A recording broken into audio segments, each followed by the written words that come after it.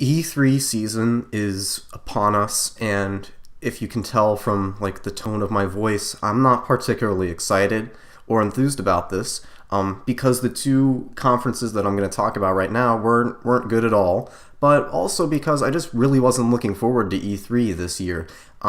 Just because you kind of look at the rumors that are coming out in the month or two preceding E3, all the leaks, and you just using my general logic and kind of knowing the release schedules of games, what's up due for a sequel, what's likely, and shit like that. I just knew that there wasn't going to be anything this year that was going to be particularly exciting for me or anything that I was really going to be into this year. And I'll discuss that more when we get into like the Bethesda half of this. But let's start off with Electronic Arts, EA, who have made a very terrible name for themselves in the past year, even worse than they have in the past, especially with Star Wars Battlefront, which I'll just get Star Wars Battlefront out of the way because Star Wars Battlefront, that's kind of my cross to bear. Star Wars Battlefront, the 2015 release by DICE. I hated that game so much. I thought it's a genuinely bad game in my opinion, not just because it's lacking in content, but because the gameplay itself is just stale, it's boring. The only thing that game has going for it is the incredible graphics and great optimization on PC, but they're saying that they're going to add Force Awakens content to the game, and stuff from the new movies, the new trilogy of Disney movies with Star Wars are going to be added to the roster of Battlefront, which is something that I wanted. I discussed that a while back, that it was bizarre of them to not do that. They said they weren't going to do that. Now they're going back on it. Now they're going to do it. But it makes sense for them to be doing that because there's plenty of great battles, especially just in the first, in episode 7, there's plenty of great battles. Is it going to get me to play the game? Is it going to make the game good? No. And even if EA and DICE were to make a new Star Wars Battlefront game, like a Star Wars Battlefront 2, I can't see how that possibly would go well, because EA and DICE have already proven that they, at a fundamental level, don't understand what people like about the original 2 Star Wars Battlefront games. So in my opinion, it's a lost fucking cause.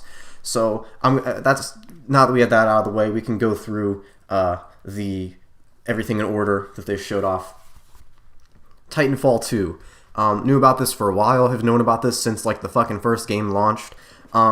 For me, I really enjoyed. It's gonna blow some people's minds. I really enjoyed the original Titanfall on Xbox One.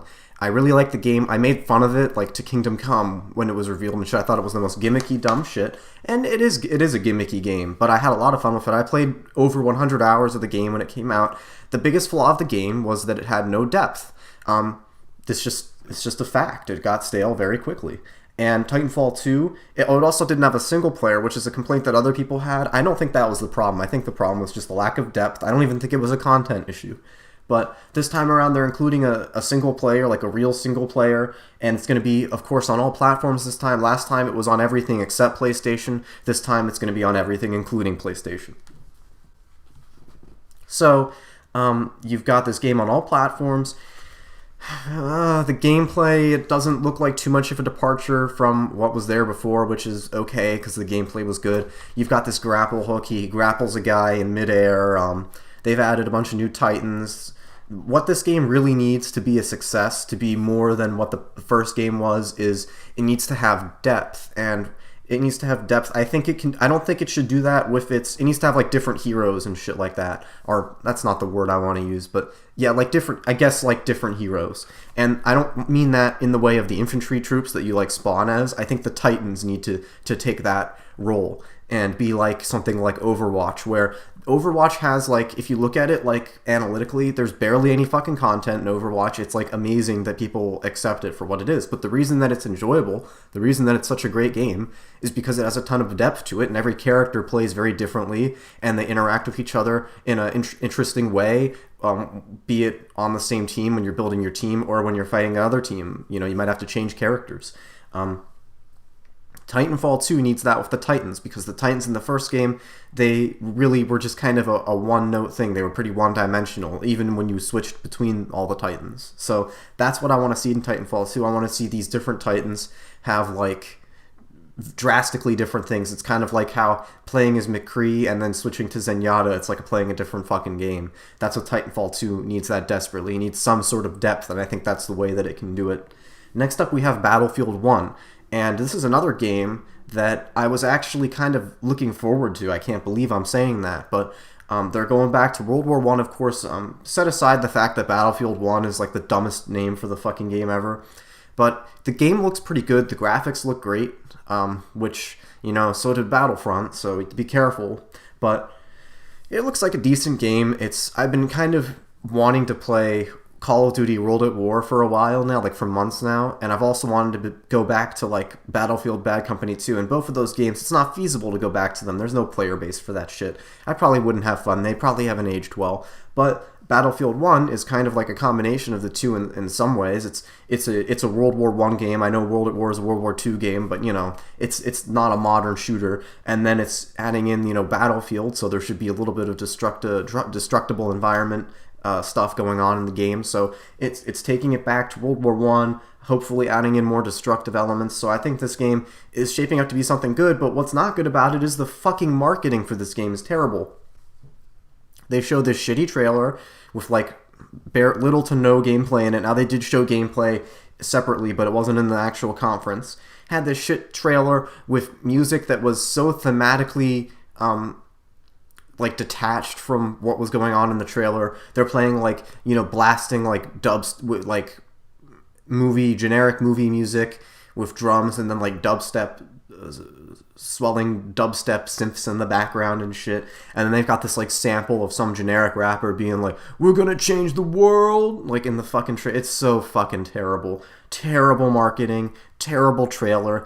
And this is something that I think is going to be a common theme for me this year, man, because the marketing of games, it seems like it's getting worse rather than getting better. Because I went back and you look at the marketing for like Halo 3 back in 2007. That game was shown off with quite a bit of dignity.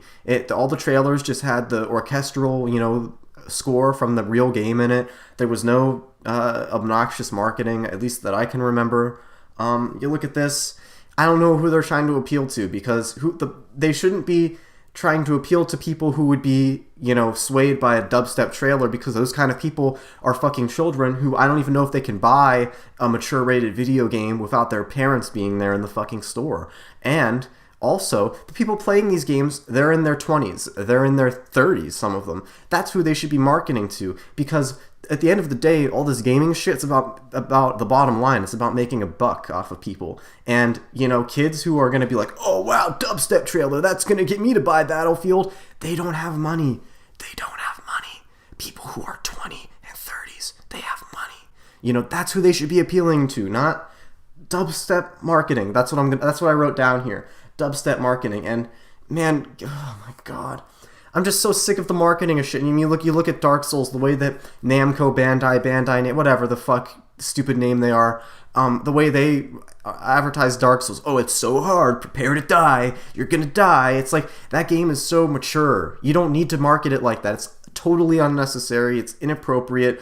And I'm not trying to say that, that whole thing that transpired 2 years ago where, gamers are dead. And that's not what I'm saying. I'm saying that the gamers who are interested in this kind of stuff, they don't need to be appealed to in this way as if they're children. And I kind of reached a breaking point with this whole thing back when the NVIDIA had their not 1080 press conference thing, where this guy was like presenting his product as if he was selling Hot Wheels to a 5-year-old. I mean, that's what that whole press conference felt like. When in reality, NVIDIA is like the premier GPU company in the world, and they're selling their new cutting-edge graphics card that costs like hundreds and hundreds of dollars, and they're marketing it like that. It's just pathetic. I think these gaming companies that are really cringy and hard to watch and have this obnoxious marketing, they need to watch like an Apple press conference or two, as much as it pains me to say that. Just anything more mature, anything more dignified would be better than this. But that's a fucking tangent. I should make a video on that. That'd be a very interesting video to make. How marketing of games has kind of changed over the course of years. How it's gotten worse, in my opinion, at least from my perspective. Next up, we have Mass Effect Andromeda, they just showed more useless bullshit. So, pretty much worthless at this point. Might as well not exist. Then Star Wars. They had like a Star Wars entourage, which included the whole Battlefront thing. And then they talked about Visceral Studios Star Wars game, which is going to be like an Uncharted Star Wars game kind of thing.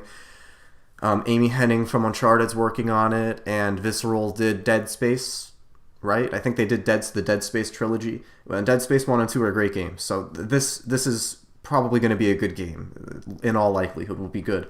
Except what they showed off was like this fucking 2-second thing of like in-game pre-rendered whatever bullshit, and the game's coming out in 2018, so I don't even know why they bothered showing that. And then interspersed throughout this press conference, I actually fell asleep watching this press conference, and I don't normally like fall asleep because I'm bored. That's very uncharacteristic of me, but it happened during this press conference because they started talking about the sports nonsense that no one watching a video game press conference would care about, which begs the question. They do it every time. Everyone always makes fun of it. It's always, a point of contention for people watching this.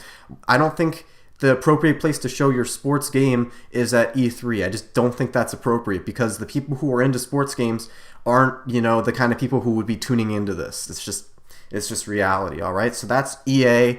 I thought it was a pretty bad press conference. I would give it a 2, a light 2 to a decent 3, Anthony Fantano score if I was to score this EA 2016 E3 press conference, all right? So next on, we're going to Bethesda.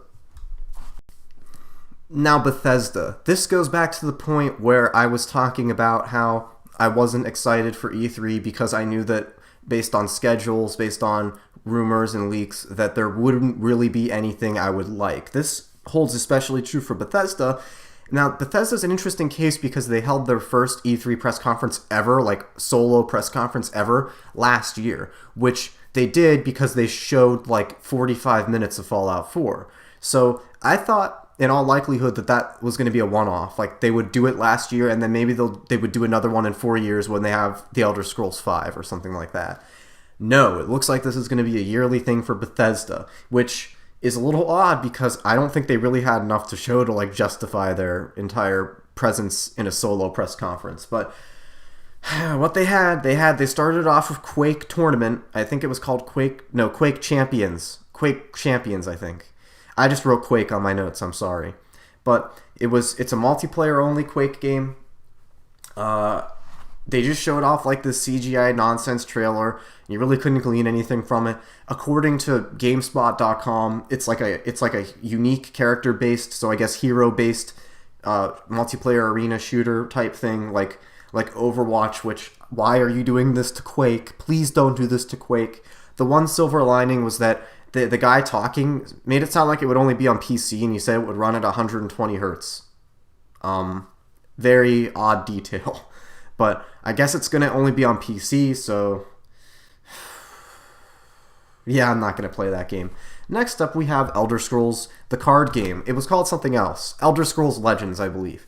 It's a card game. It's basically Elder Scrolls Hearthstone, which is already going to be a failure because Hearthstone is, nobody's going to say, oh boy, I like Hearthstone, time to drop Hearthstone and play Elder Scrolls the card game instead. No one's going to do that. If people play this game, they'll do it for like, 2 weeks and then drop it and go back to fucking Hearthstone. And to show something like this at a fucking press conference is just put me to sleep, put me out of my misery. All right, next up, Fallout 4.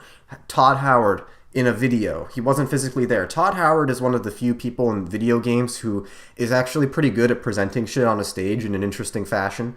And he came off very charismatically in this video. He had Fallout 4 stuff to show. It sucked. He had like 3 DLC things where it was like Wasteland Workshop type shit, which was all, it was like you could build your own vault, conveyor belts, stupid shit like that should be irrelevant because we have mods now.